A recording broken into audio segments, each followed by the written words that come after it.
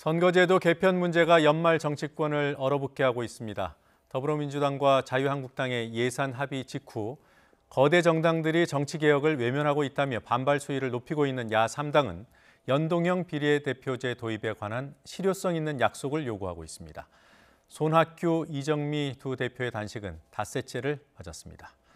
네, 더불어민주당 박주민 의원 그리고 바른미래당의 오신환 의원 나와 계십니다. 어서 오십시오. 네, 안녕하세요. 안녕하십니까. 먼저 박 의원께 여쭤보죠. 오늘 아침 최고위에서 나온 발언 같은데 이해찬 대표 임시국회 열 수 있다.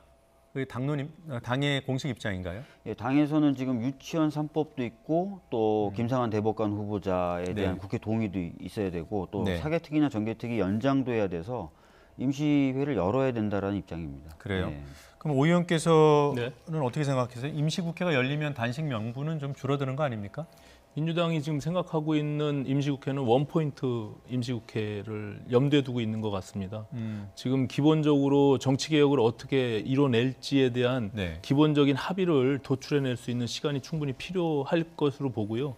다만 지금 박주민 의원님 말씀하신 여당의 입장에서 꼭 해야 된다라고 생각하는 것만 위한 임시국회는 저희는 동의하기가 좀 어렵고요. 지금 연동형 비례대표제에 대해서 큰 틀에서 어떤 방향으로 어떻게 합의를 이뤄낼 것인지 이 부분에 대한 구체적인 응답이 있어야 된다 이렇게 생각합니다. 네, 합의 부분까지 미리 얘기하는 건 좀 무리가 있지 않을까요? 지난번 예산안을 다룰 때요. 기본적인 큰 틀에서의 합의를 얘기한 겁니다. 구체적인 어떤 조문을 성안하자는 것이 아니고요. 기본적으로 연동형 비례대표제를 도입한다. 그리고 대략적인 어떤 형태들은 정개특위에다 위임한다. 뭐 이런 어떤 근본적인 틀에 대한 문제를 얘기하는 것이고요. 그러면 임시국회를 소집을 하면 그 정도는 얘기를 해놓고 정리를 해놓고 시작할 수 있는 거 아닌가요? 뭐 그것도 가능할 수 있죠. 저희들이 뭐 그걸 배제하고 있는 건 아니고요. 오신환 의원님도 아시다시피 예산을 처리하는 날, 그러니까 금요일 날 야3당 지금 농성하고 계신 야3당을 포함해서 저희 당은 큰 틀에서의 합의를 좀 하자라고 했었어요. 근데 자유한국당에서 그게 안 된다라고 해가지고 합의가 안 됐었던 거죠. 근데 그 당시에 홍영표 원내대표 같은 경우에 그런 문구는 합의안에 못 넣겠다 이런 얘기를 하지 않았습니까? 아니 큰 틀에서 지금 야3당이 얘기했던 부분하고 저희들이 상당히 접근을 했었고요. 다만 이제 그 자유한국당에서 요구했던 내용이 있었는데 그 내용은 사실 좀 저희들이 그동안 생각했던 것들하고 좀 거리가 너무 멀고 또 반대로 자유한국당 입장에서는 연동형에 대해서 공감한다라는 표현조차도 수용하기 어렵다는 입장이었어요. 그래서 사실은 이제 안 됐던 거죠. 그리고 또다시 이제 민주당과 한국당의 문제인데요. 사실은 기본적인 방향에는 동의한다고 하면서도 그것을 조문화해서 문서로서 합의하는 것에 대해서 굉장히 좀 주저하는 면이 있었고요. 특히 이제 한국당이 주장하는 도농복합형과 관련해서는 민주당은 절대로 받아들일 수 없다라는 입장이었고 또 한국당의 입장에서는 그것을 꼭 넣어줘야 된다라는 입장이었기 때문에 거기서 충돌이 일어났었던 거죠. 그래서 그 양쪽의 입장을 좁혀 나가는데 사실은 굉장히 어려움이 있습니다. 그것들은 큰 틀에서 그런 것들을 전부 다 배제하고 그러면 연동형 비례대표제라는 그것을 도입한다는 것 자체를 선언적으로 한다는 것에 대해서만 동의하더라도 저는 임시국회 개최를 통해서 논의를 시작할 수 있다 이렇게 생각합니다. 그 합의를 하기 위해서는 한국당도 동의가 돼야 되는 거 아니겠습니까? 물론입니다. 그러니까 문제는 그 뭐 도농복합형이냐 뭐 이런 부분도 있겠지만 가장 핵심적인 거는 아까도 제가 말씀드렸지만 연동형에 대해서 공감한다라는 표현조차도 자유한국당은 못 받겠다고 했던 거예요. 그러니까 이제 사실은 야3당이 지금 요구하는 것에 있어서 가장 큰 어떻게 보면 벽이라고 할까요? 이것은 더불어민주당이 아니라 사실 자유한국당인 거죠. 그러면 더불어민주당하고 야3당이 빨리 만나면 되지 않습니까? 지금 박주민 의원님 말씀하신 그 문구에 공감한다라고 얘기하는 부분들은 제가 알기로는 어느 정도 김성태 원내대표는 뭐 합의안을 도출하는 데 있어서 동의를 했고요. 김관영 대표의 얘기로는. 다만 지금 그 도농복합형에 집착하고 있는 부분들이 있어서 한국당 내부의 컨센서스가 아직 좀 부족한 부분은 분명히 있는 것 같습니다. 그래서 저희로서는 연동형 비례대표제를 합의를 도출해내는 그 기한과 구체적인 그 선언적 의미를 담으면은 저는 얼마든지 이제 정개특위 내에서 논의가 가능하다. 지금 정개특위에서 3가지 안으로 이미 어느 정도 좁혀놨지 않습니까? 네. 그런데 다만 그것이 그냥 거기다 던져놓게 되면 이것이 12월 말까지고 물론 이제 연장한다고 하지만 어느 세월에 그것이 결론이 날지는 아무도 장담할 수 없는 것이거든요. 예, 두 분 말씀 들어보면 어떻게 논의가 시작이 될 수는 있는 것인지 좀 우려가 되기도 하는데요. 그 연동형 비례대표제 안으로 들어가 보죠. 네. 법안을 직접 제출하신 그 박 의원이시니까 이거 한번 여쭤보겠습니다. 그러니까 연동형 비례대표제를 반영한 법안을 제출하셨어요. 근데 당내 분위기가 별로 안 좋은 건가요? 아닙니다. 연동형이라고 하더라도 그 모델은 세부적으로 들어가면 굉장히 다양합니다. 그러니까 연동형을 독일식으로 100% 연동형을 할 것이냐, 연동형을 도입하되 병립형과 적절히 섞을 것이냐, 그다음에 비례대표 명부를 전국 단위로 짤 것이냐, 권역 단위로 짤 것이냐, 그다음에 비례와 지역구의 비율을 2대1로 할 것이냐, 아니면 독일처럼 1대1로 할 것이냐, 굉장히 다양한 내용이 있는 것입니다. 그래서 대표성과 비례성을 높이는 방향으로 정당 명부, 권역별 정당 명부를 하고 거기다 더해서 대표성과 비례성을 높이는 방향으로 더 가자라고 얘기하는 상황에서도 당내에 여러 가지 의견이 있는 거예요. 박 의원님 법안은 어떤 선입니까? 저는 이제 그 의원 정수를 한 370명 정도로 늘리면서 지역구와 비례를 2대1의 비율을 맞추고 명부는 권역별로 짜고 연동은 100% 연동하는 방식으로 했습니다. 권역별로 100%씩 연동한다. 이 정도 아니면은 바른미래당에서도 동의할 수 있는 아닙니까? 충분히 뭐 저희는 굉장히 열려져 있는 상태에 있습니다. 야3당은 개별 사안들에 대해서는 조금 정의당과 민평당과 바른미래당이 좀 다른 부분이 있지만 어쨌든 협상력을 우리가 확보하기 위해서는 동일한 목소리를 내자라는 측면에서 굉장히 열려 있거든요. 그래서 권역별이든 전국 단위든 아니면 정수에 대한 문제도 굉장히 열려 있는데 다만 지금 국민들이 300명의 국회의원들 정수를 늘리는 것에 대해서 굉장히 거부감이 있는 건 사실이거든요. 그게 한국당이 이제 그것을 자꾸 이제 핑계 삼아서 정수를 늘릴 수 없다라고 하기 때문에 오히려 반대로 민주당은 그럼 정수를 늘리지 않고서 어떻게 그러면은 연동형을 할 수 있겠다는 말이냐? 그러면은 지금 최종적으로 야3 그 교섭단체들끼리 합의문을 만들어가는 과정에서는 3대1로 225명 대 75명 정도로 정수를 늘리지 않고서 합의에 가는 과정까지 갔었거든요. 그래서 저희는 그런 여러 가지 측면에서 연동형 비례대표제에 좀 미흡하더라도 한 걸음 나아가기 위해서 열려 있는 상태에서 충분히 협의할 수 있다. 이런 입장을 취하고 있습니다. 박 의원께서는 그렇게 정수가 확대되지 않고도 가능하다고 보시는 거예요? 실질적으로 저도 뭐 법안을 내면서 연구를 좀 해봤죠. 그리고 이제 전문가들하고도 토론도 해보고 했는데 이 독일식의 100% 연동의 경우에는 사실 숫자가 좀 늘어나야 됩니다. 늘어나야 되는 이유 중에 하나가 초과 의석이 발생했을 때 그걸 수용하는 것도 지금 염두에 둬야 되고요.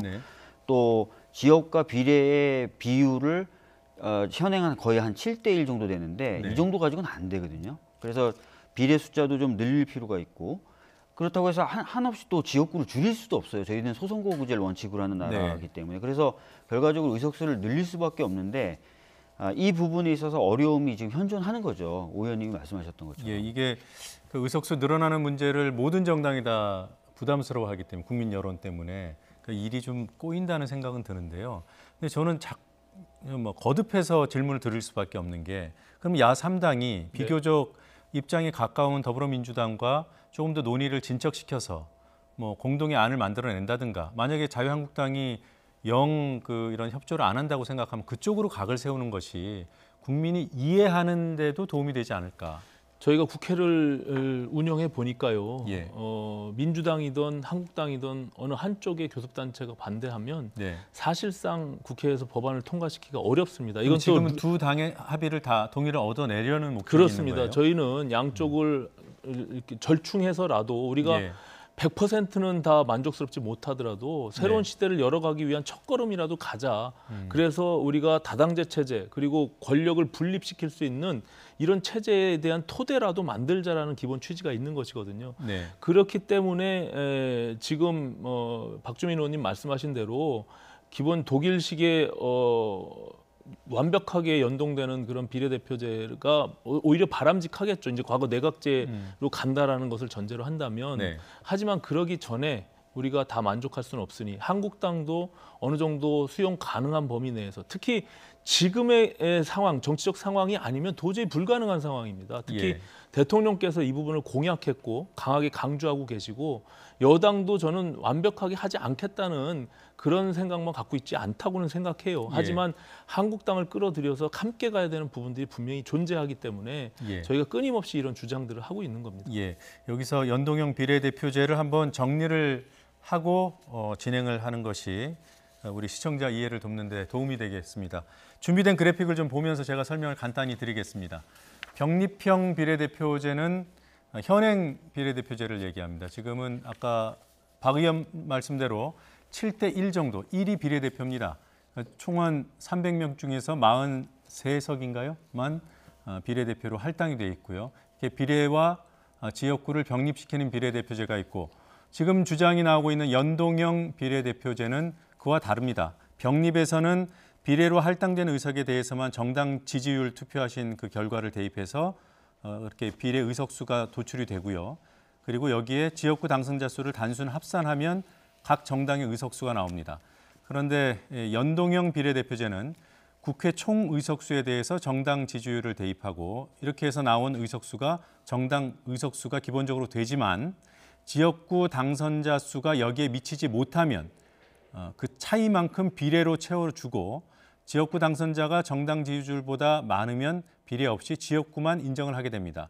그러니까 정당 지지율보다 지역구 의석이 낮으면은 채워줘야 되지만 지역구가 정당 지지율을 초과하면 또 그거는 그것대로 인정을 해줘야 되기 때문에 초과 의석 문제도 발생할 수 있는 제도가 바로 연동형 비례대표제입니다.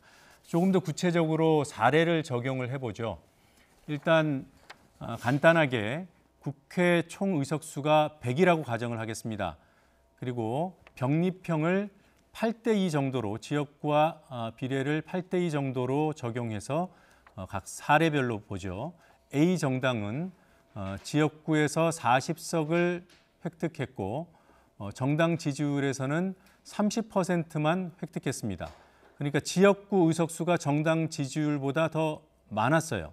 이럴 경우에 병립형을 적용을 하면 지역구 40석 외에 30% 정당 지지율이 국회 총 의석수의 20석에 한해 대입이 되고 그렇게 산출을 하면 6석의 비례가 계산이 나옵니다. 그러면 합계는 46석이 됩니다. 물론 최저 정당 지지율 이러한 기준들이 있지만 이런 복잡한 것들은 다 제하고 말씀을 드리고 있습니다.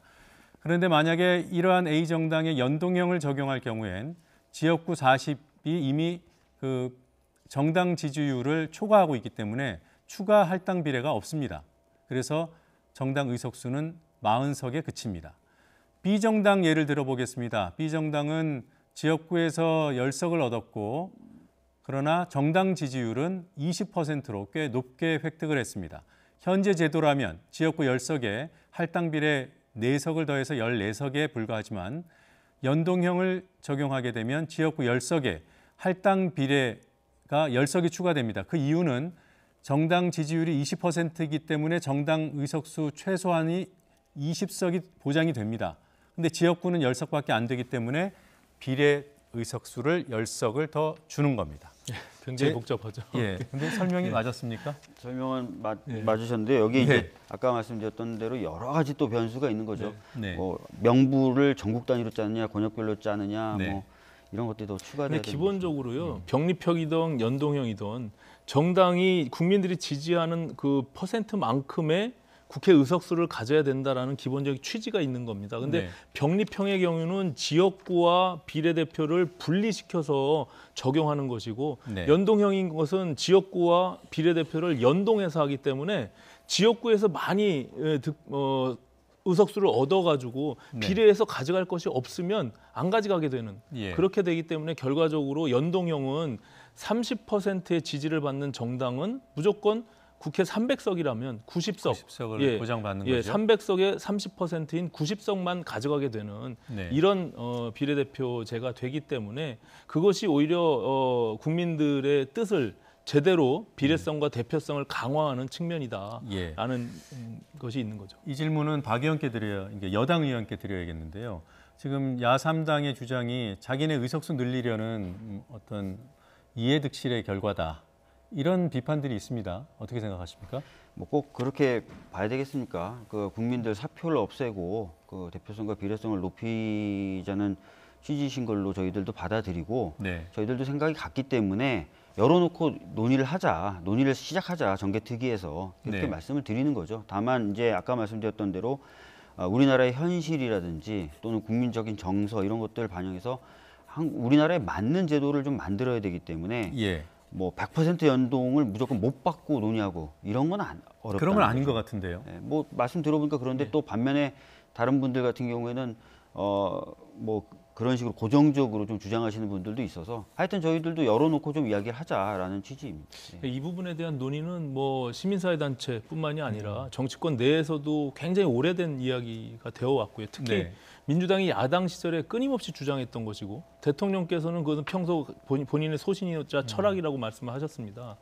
지금 현재 야당이 연동형 비례대표자를 하더라도 일부 정당의 경우는 크게 수혜를 받는 정당이 있을지 모르지만 우리 네. 바른미래당 같은 경우는 그렇지도 않습니다. 그렇기 때문에 이것이 현재의 지지율만 놓고 계산하는 것은 정말 어리석은 일이다. 네. 그리고 과거에 민주당이 20대 총선 초기에 시작하기 전에 9% 10% 했던 그 정당입니다. 예. 지금 지금 40% 50%를 한다고 해서 우리가 10년 뒤 20년 뒤에도 그렇게 간다는 보장은 없는 것이잖아요. 네. 그렇다면 우리가 새로운 정치 제도를 만들어서 대한민국의 미래를 우리가 만들어 가자라는 측면에서 합의만 된다면 저희는 열린 마음으로 얼마든지 논의할 수 있다 이렇게 생각합니다. 예. 저희도 열린 마음으로 좀 논의를 하자 그래서 오늘 이해찬 대표님 찾아가셔서 좀 단식 그만두고 논의 좀 하자 그랬는데 논의가 열려야겠군요. 안 돼. 단식은 단식대로 가고 아까 이정미 대표 얘기대로 빨리 원내대표 간에 아니면은 정개특위 내에서라도 이 합의가 좀 도출될 수 있도록 가야 되는데 예. 그런 어떤 레버리지를 갖기 위해서 저희가 이렇게 하는 자유한국당을 것이죠. 좀 압박해 주세요. 자유한국당은 제가 얘기 들어보니까 이제 말씀해 주셨던 거 좀 달리 진짜 그 의총에서 연동형의 연자도 못 끝내게 했다는 분위기고요. 또 네. 실질적으로 당내에서 선거구제에 대한 논의가 아예 없어서 어떤 아이디어가 없다는 거예요. 예. 그러니까 자유한국당을 좀 많이 압박을 그러니까 아까 이정미 대표의 녹취를 들어봤습니다만 우리가 도와주는 거다 이렇게 압박하도록 뭐 네. 그렇게 해석할 수 있는 겁니까? 저희는 뭐 그렇다 하더라도 지금 뭐 선거제만 있는 게 아니잖아요. 예. 방금 말씀드렸던 것처럼 뭐 대법관에 대한 인준 동의도 예. 있고 유치원 3법도 있고 돌아가야 될 것들이 많기 때문에 국회는 좀 정상화시키고 네. 그 속에서 정개특위를 중심으로 논의를 하면 된다는 거죠. 그래서 좀 아쉬운 게 저는 네. 민주당이 굉장히 악수를 뒀다. 이게 한국당과 같이 이게 밀실 야합하면서 예산을 통과시켰기 때문에 결과적으로 앞으로의 국회 운영을 한국당과 계속 하실 건지 저는 굉장히 답답한 부분이 있어요. 이 부분에 대해서 지금 야3당이 같이 참여할 수 있는 공간을 걷어차버렸거든요. 당장 말씀하신 대로 사법개혁 이뤄내야죠. 그리고 검찰개혁해야죠. 지금 대법관 청문회 그리고 말씀하신 대로 민생 법안들 통과시켜야 되는데 한국당과 전혀 뜻이 다른 그런 상황 속에서 당장 내일 있을 사개특위도 지금 취소가 된 상태에 있습니다. 누가 취소했습니까? 그거는 이제 저희 바른미래당 제가 검경 소위 위원장이기 때문에 제가 일방적으로 취소한 건 아니고요. 네. 양 간사들 한국당과 민주당의 간사들의 동의를 구해서 취소를 했는데 네. 이제 그러면 한국당과 민주당이 합의를 해서 가지고 와라 이겁니다. 앞으로도 계속 이렇게 운영하실 건지 저는 굉장히 답답한 아니, 뭐 마음입니다. 그런 건 아니죠. 네. 그리고 당연히 이제 필요한 부분에 있어서는 한국당하고도 얘기할 수도 있고 또 바른미래당하고 얘기할 수도 있고 또 정의당이나 민주평화당하고 얘기할 수 있는 거고요. 저희들은 그걸 위해서 지금 오늘도 농성장에 찾아가서 정개특위 논의를 본격화하자. 우리는 준비가 다 돼 있고 각오가 돼 있다라는 의사를 전달했던 거고요. 그렇기 때문에 네. 지금 대통령의 공약이고 그 역할을 민주당이 그럼 더 적극적으로 나서야 된다는 것이죠. 검찰개혁, 사법개혁만 민주당이 국정과제에 담고 있는 것이 아니라 선거제도 개혁이 오히려 대통령의 가장 큰 공약 중에 하나 아니겠습니까? 그러면 이제 그 과제를 하기 위해서 먼저 솔선수범해서 나서야죠. 한국당을 설득하는 일도 민주당의 역할입니다. 네, 이 사안과 관련해서 하나씩만 여쭤보겠습니다. 네. 한 질문은 두 분께 드릴게요. 정동영 대표 같은 경우에는 의석수 늘어나는 게 맞다. 단 국회 예산을 동결해서 뭐 국민들에게 양해를 구하자. 이런 제안을 했습니다. 어떻게 생각하십니까? 저는 이제 제 법안은 그런 형태로 발의됐기 때문에 제 개인적인 생각은 그렇습니다. 그러나 네. 당 차원에서는 국민분들의 의사나 눈높이를 무시하기는 어려워요. 그렇기 때문에 의원 정수를 지금 이 상황에서 늘리자 말자라고 얘기하기는 좀 어렵다. 개인적으로는 늘리는 조건을 제가 여쭤보는 겁니다. 늘리려면은 뭐 저는 당연히 이제 뭐 총비용을 묶어놓은 상태에서 뭐 n분의 1로 하든 더 깎으면서 n분의 1로 하든 그런 각오들은 필요한 거죠. 지금의 사태가 저는 국민들께 연동형 비례대표제가 어떤 의미를 담고 있는지를 알릴 수 있는 좋은 기회라고 생각합니다. 저는 민주당이 좀 더 적극적으로 나서주길 바라고요. 제가 엊그저께 당원들 연수를 했는데 우리 당원들조차도 연동형 비례대표제가 뭔지 몰라요.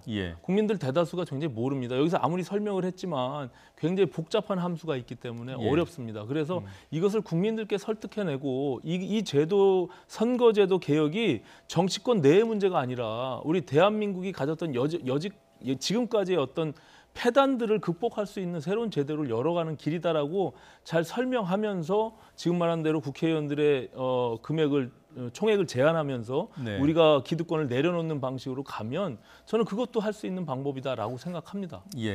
임시국회를 열겠다고 했고요. 뭐 제적 4분의 1만 요구를 하면 열릴 테니까 열리겠죠. 이해찬 대표가 임시국회 필요성 얘기하면서 유치원 3법만 얘기했어요. 유치원 3법 좀 여쭤보겠습니다. 그 바른미래당 그 입장을 보니까 자유한국당과 민주당을 공히 비판했어요. 그렇게 둘 다 말고 어느 쪽이 가장 큰 문제였습니까?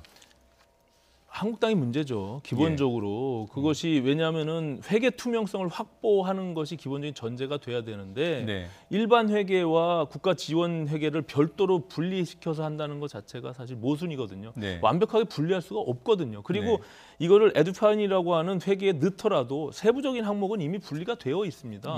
그렇기 때문에 이것이 무슨 사유재산을 침범한다라고 얘기하는 것은 굉장히 어불성설이고요. 다만 저희가 민주당에 좀 아쉬움을 갖는 것은 너무 제출한 그 원안대로만 고집을 하니까 한쪽의 양보도 없이 이것이 타협이 안 되잖아요. 정말 그랬습니까? 특히 제가 보는 거는 그 징계하는 부분들, 특히 지원금을 보조금으로 전환해서 그것을 강제적으로 징계하려고 하는 벌칙 조항을 넣으려고 하는 부분들을 너무 집착하다 보니까 한계에 도래한 거거든요.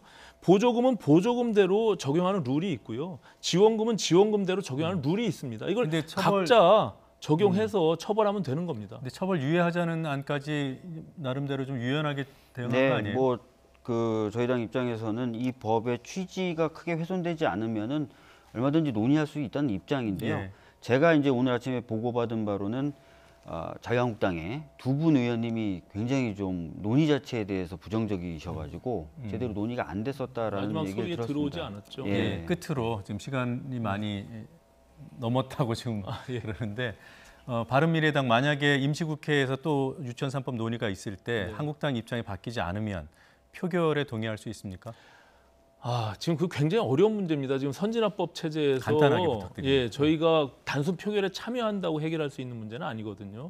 그래서 이것이 과반 의석을 차지한다고 해서 표결에 동참해서 할 수 있으면 하겠지만 그렇지 않습니다. 왜냐하면 국회가 지금 협치를 하라는 기본적인 선진화법 체제에 있기 때문에. 그럼 못한다. 아니 참여하는 게 별 의미가 없죠. 그 참여는 할 수 있습니다. 비슷하게 이해하실 것 같은데. 그렇지 않습니다. 저는 참여를 하겠다면 하겠는데 그것이 그렇다고 해서 국회를 통과된다는 의미를 갖지 않기 때문에 별 의미가 없다는 거죠. 알겠습니다. 자, 오늘 여기서 마무리 짓겠습니다. 고맙습니다. 네.